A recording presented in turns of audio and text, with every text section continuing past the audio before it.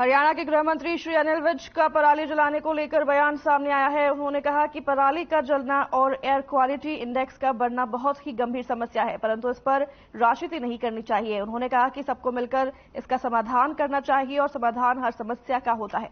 उन्होंने आगे कहा कि आंकड़े बोल रहे हैं और आंकड़े बता रहे हैं कि हमारी कितनी पराली जल रही है और पंजाब की कितनी पराली जल रही है, और नासा का सैटेलाइट भी दिखा रहा है। लेकिन ये आप पार्टी नेता किसी आंकड़े को नहीं मानते हैं, ये किसी संस्थान को नहीं मानते, किसी संविधान को नहीं मानते। ये केवल वो मानते हैं जो खुद कहें वो सही, बाकी सब गलत।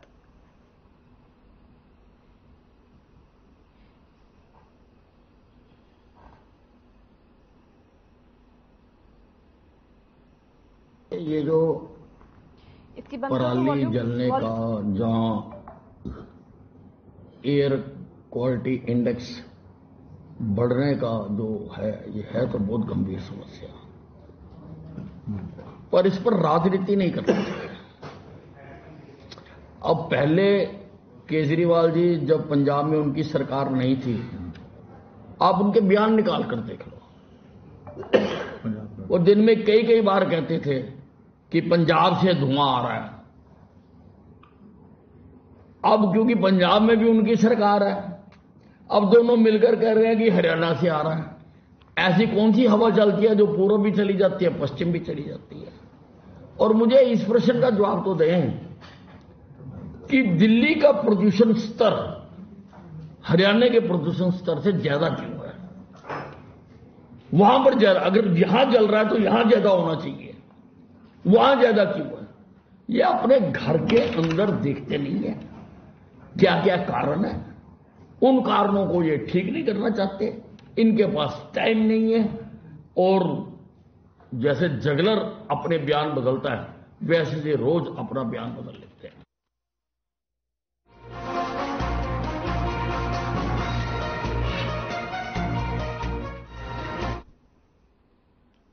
हरियाणा की महिला और बाल विकास राज्य मंत्री कमलेश ढांडा ने कहा कि प्रदेश सरकार ने समाज के अंतिम व्यक्ति के जीवन को सहज और सरल बनाने का काम किया है।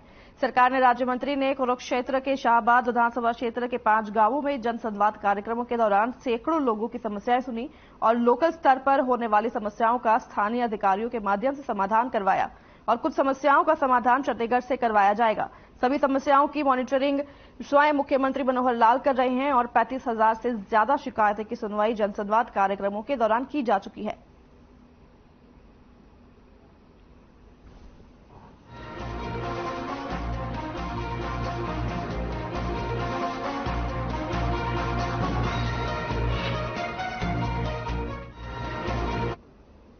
महेंद्रगढ़ के गांव झगड़ोली में जनसंवाद कार्यक्रम आयोजित किया गया, जिसमें अटेली हल्का विधायक सीताराम यादव और पूर्व शिक्षा मंत्री रामविलास शर्मा ने शिरकत की।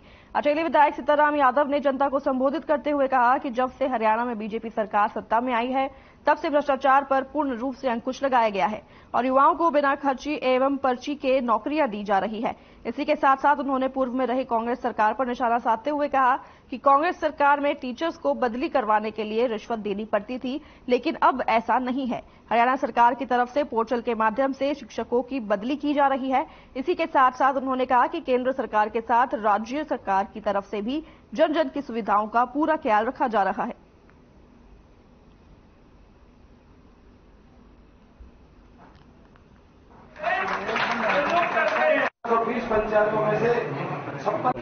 महेंद्रगढ़ विधानसभा में कोई गांव हम ऐसा नहीं छोड़ेंगे जिसमें जनसंवाद का कार्यक्रम ना हो। सरकार, ये मेरा प्रिय गांव झगड़ोली, मैं यहाँ का भांजा भी हूँ, और ये गांव बीजेपी का गांव, 36 बिरादरी के कमल का फूल दिल में और मन में बसा हुआ।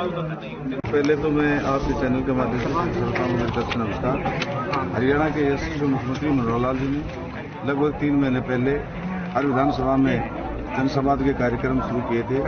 उसी कड़ी में सभी सांसदों को, सभी मंत्रियों को और सभी मान्य विधायकों को हर अपनी विधानसभा को छोड़ करके दूसरी विधानसभा में 5-5 गाँव में रोजाना के कार्यक्रम जो जनसंवाद के जो करने हैं, उसी कड़ी के तहत मैं आज महेंद्रगढ़ विधानसभा के झगड़ोली गांव में हमारा पहला कार्यक्रम जनसंवाद का था।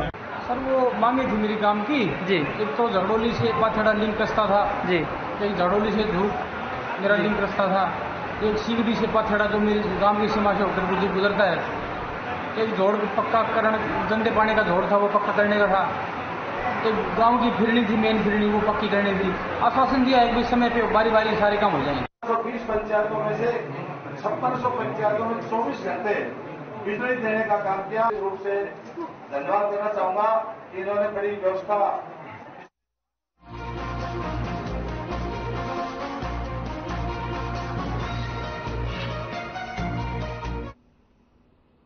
करनाल में 24 घंटे से भी कम समय में रतनगढ़ के बच्चों की समस्या का समाधान किया गया, जहां प्रेमनगर तक बस सेवा शुरू हुई है। जनसंवाद कार्यक्रम के दौरान मुख्यमंत्री मनोहर लाल के सामने बच्चों ने बस की समस्या रखी थी। बच्चों के लिए विशेष बस चलाने की मुख्यमंत्री ने घोषणा की थी। बस सर्विस शुरू होने पर आम लोगों के साथ साथ बच्चों ने मुख्यमंत्री का धन्यवाद किया और भारत माता की जय के नारे के साथ बस का स्वागत हुआ।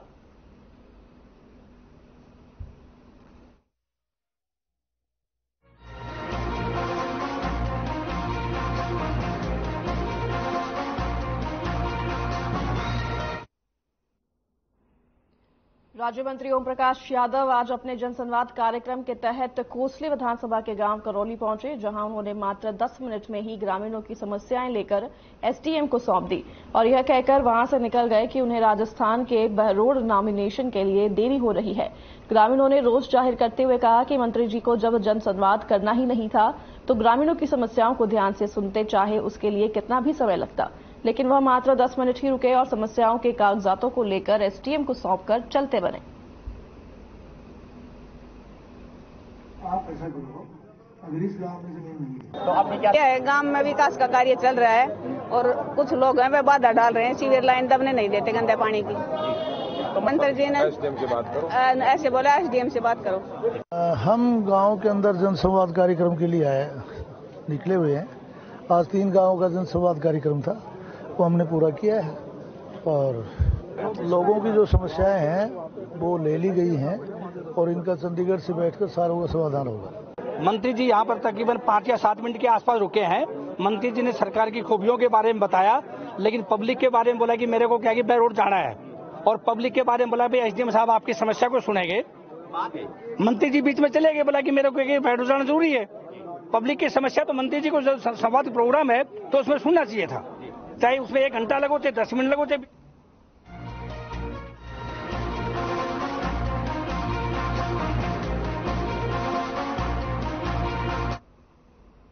चरखी दादरी के रेस्ट हाउस में पूर्व मंत्री और कांग्रेस नेता किरण चौधरी ने कांग्रेस कार्यकर्ताओं की बैठक को संबोधित किया। कार्यकर्ता बैठक के दौरान कार्यकर्ताओं को बताया कि कांग्रेस पार्टी का संगठन मजबूत है और कांग्रेस पार्टी मजबूती के साथ 2024 का चुनाव लड़ेगी। किरण चौधरी ने कहा कि अरविंद केजरीवाल एसवाईएल के मुद्दे पर बयानबाजी करने से पहले बताएं कि वो हरियाणा के पक्ष में है या पंजाब के पक्ष में है। पंजाब में आपकी सरकार होने के बाद भी एसवाईएल के मुद्दे का हल नहीं निकल सका। बीजेपी की जन विरोधी नीतियों से लोग परेशान हैं। कांग्रेस की सरकार बनने पर चहुमुखी विकास कराया जाएगा। साथ ही कहा कि राजस्थान में अशोक गहलोत के नेतृत्व में काफी विकास कार्य हुए हैं।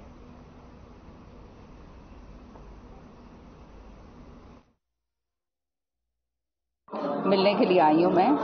बूथ कमेटीज जो हमारी बनी है, कौन कौन बूथ के अंदर कहां काम करेगा, किस तरह से जो है सारे कार्यकर्ताओं से रूबरू होने के लिए मैं आज यहां पर आई हूं। इसीलिए यहां पर प्रोग्राम्स जो हैं इसके बाद हम निर्धारित करेंगे। 16 तारीख को एक बहुत बड़ा प्रोग्राम जो है यहाँ पे मैराथन जो है वो करवाने जा रहे हैं चौधरी सुरेंद्र सिंह जी के जन्म दिवस के उपलक्ष्य में।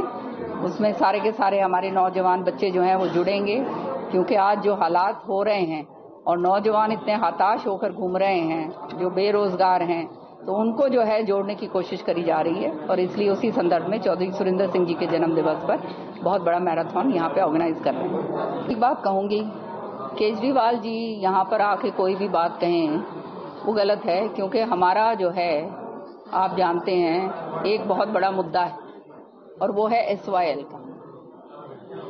जो चौधरी बंसीलाल जी ने ये नहर बनाई थी, बनाकर तैयार कर दी थी, जिसका सुप्रीम कोर्ट ने ऑर्डर दे दिए कि केंद्र को वो जो है पानी लेकर आना चाहिए। ये दक्षिण हरियाणा के लिए करा गया था और ये जो है केजरीवाल जी से ये पूछ लीजिए कि वो पंजाब के साइड में है या हरियाणा के साइड में, फिर तो वो हरियाणा की बात करें। मेरा देखो, जो भी उन्होंने बात कही है वो अपने लेवल पर उन्होंने कही है। कांग्रेस के अंदर ये सारी चीजें जो हैं ये हाई कमांड तय करता है, और कोई भी अगर अपने आप को हाई कमांड से ज्यादा उठकर मानता है तो वो ये बातें कहे। हम तो ये बात कभी भी नहीं कहेंगे, हम हाई कमांड से ऊपर तो नहीं है, करने वाली बातें नहीं होनी चाहिए। भाजपा ने नया देखो, भाजपा कार्ड ही खेलती रहती है, जुमले खेलेगी, कार्ड खेलेगी, झूठे वायदे बोलेगी। उनकी सच्चाई सामने आ गई है। जात पात की राजनीति करके ये लोग हमेशा आगे बढ़े हैं। अब जनता को समझ में आ गई है, जेब तो जनता की कट रही है।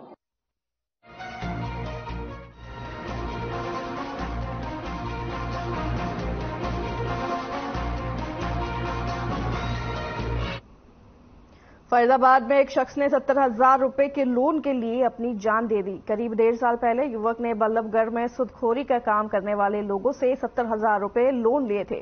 परिजनों का कहना है कि लोन ली गई रकम चुकाई भी जा चुकी है, लेकिन इसके बावजूद सुदखोर उन्हें लगातार परेशान कर रहे थे और उन्हें धमकी दे रहे थे, जिसके बाद धमकी के डर से भगत सिंह ने Through constant innovation